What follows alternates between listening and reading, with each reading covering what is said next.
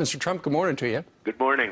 You know what? There's a guy who apparently is the editor of the future of capitalism.com. He's writing in the New York Sun today. You know what? The troubles with China, he's blaming on you. He writes in part, investors and financial journalists scrambling to find an explanation for the recent plunge in global stock markets have plenty of suspects. For my part, I blame Donald Trump. Mr. Trump's policies are the opposite of the pro-growth approach, and he takes aim at your immigration, your trade, and your taxes. Wow, that's amazing. He blames me. I'm the one that's telling everybody what's going wrong and what's going to go wrong. And frankly, I'm the one that says you better start uncoupling from China, because China's got problems, and they have big problems, and they're bringing us down. So for this guy, I never heard of him. I have no idea who he is. And, he's probably not very good at what he does. But to blame me is incredible, because I'm the one that says uncouple. Right, and you're also the one who says that the Wall Street guys are getting away with murder, including the hedge fund guys, the investors, and they feel as though they're not paying enough for the money they're making. Well, they're making a fortune, and I want to take care of the middle class. We had a tremendous rally in Alabama, and people came up and they said, you're treating us fairly. The hedge fund guys are paying nothing. They're paying nothing. And what are they doing? It's one thing if you're building buildings. I'll take a little bit of something. Or you build buildings, you put people to work. These hedge fund guys, they move around papers. Many of them are, if the market goes up, they're geniuses. If the market goes down, they go into a different business, frankly. Right. They're wiped out. They go into a different business. So what should they be taxed, Donald Trump? Well, they should be taxed a fair amount of money. They have all sorts of elements that are in their taxation, and I say it's different from others, but they're not paying enough tax. Sure. And they're making a fortune, and it's embarrassing. And they should be taxed. I know many of them. Some are friends, some aren't friends, and I guess probably after this I won't have too many friends. But it has to, at some point, we have to take care of the middle class. Yeah, I know in the past, Donald, you have said that you would like to streamline the taxes in this country. You'd like, knock H&R Block out of business, essentially. But can you reveal at this time what your tax plan would look like? So you can have fair tax, you can have flat tax, and you can take the existing plans that we have and simplify. And I always say that, knock H&R Block out, because people they spend a lot of money to these tax return services, and for what? It has to be simplified. It's too complicated. You need 195 IQ to be able to figure out a tax return. So we're going to simplify. Now, that's the easiest in terms of getting it done. Later on, if we go to a flat tax, that's something else. But in the meantime, we have to simplify and we have to reduce taxes, in particular for the middle class. Donald, if you were going to do a flat tax, what would the magic number be? Well, the magic number is a very complicated number. I've seen them from 15% to 20%. Nobody knows if it works. I mean, the one problem I have with a flat tax is that rich people are paying the same as people that are making very little money. And I think there should be a graduation of some kind, because as you make a certain amount of money, I think you should have to graduate upward. That doesn't mean a raise in taxes. That means rich people might be paying less than they're paying right now. Well, they say off the top of your head, and you're the numbers guy, I went to the Wharton School of Business, but they already say that those in the top bracket are paying 40% of their income, so they make every time they make $10. And that's just federal. Yeah, that's just federal tax. How much more can we take from the most successful You're right. people? Look, we're the most highly taxed nation in the world.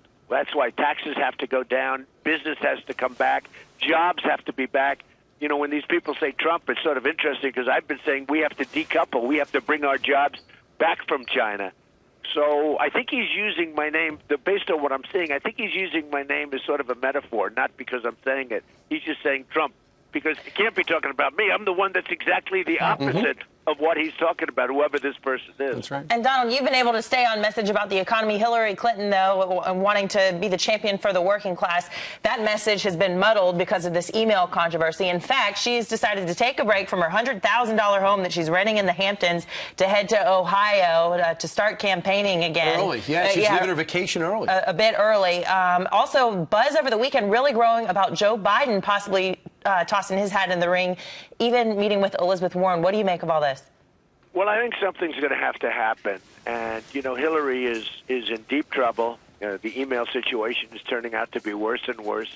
The number of messages, the number of, look, it's very simple. General Petraeus on far less important documents he was destroyed. His life was destroyed, ruined.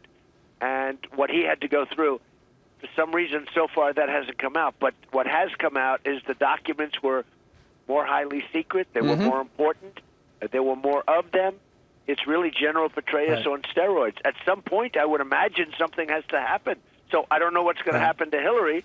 I can tell you this. When you talk about campaign finance, the hedge fund guys are the ones that are giving her the money. Right. When she was in the Hamptons, she was with the hedge fund guys. Right. What do you think about Biden getting in? Does that worry you as somebody who wants to be president? I think Biden will be fine. I mean, my attitude right now, I'm against 16 other people, of which you probably have 4 that have a real chance, okay? But I'm against 16 other people, and that's what I focus on. You're not worried about Joe Biden. Let me ask you, what about your relationship with Ted Cruz? Everyone says you've met with him in the past. You've met with him recently. Are you guys thinking about teaming up? No, we're really not. I'd like him, and I really respect the fact that he is one of the people that hasn't attacked me. You know the amazing thing? Everybody that's attacked me, you look at Perry, you look at this guy, Lindsey Graham, I mean, vicious attacks.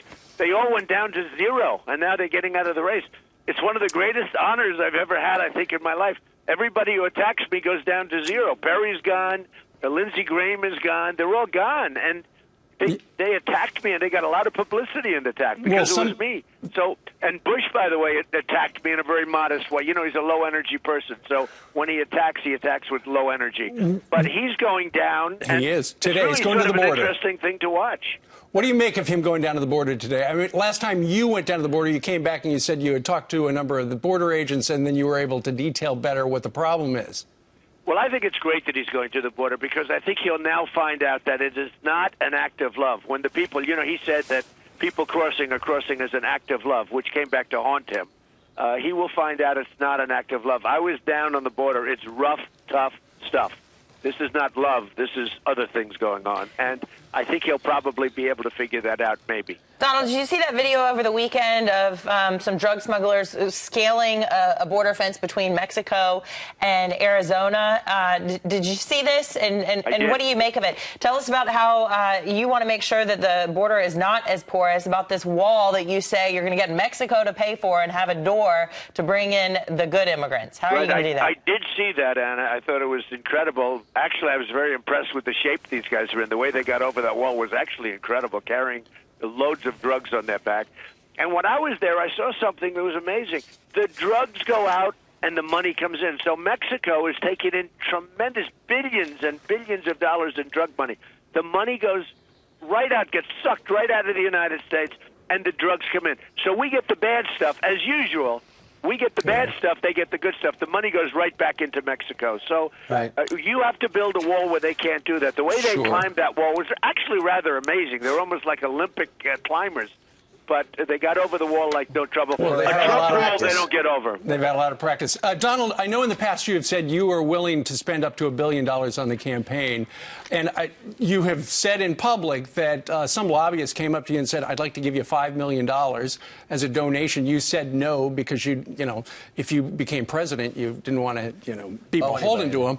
So you are now, I understand, willing to take donations, but it's a no strings attached deal. Explain it. Only no strings attached. And so many people, in fact, during the speech in Alabama, I said, I feel sort of foolish. People are offering me millions and millions of dollars. And I turned down a $5 million the other day from a lobbyist who I know.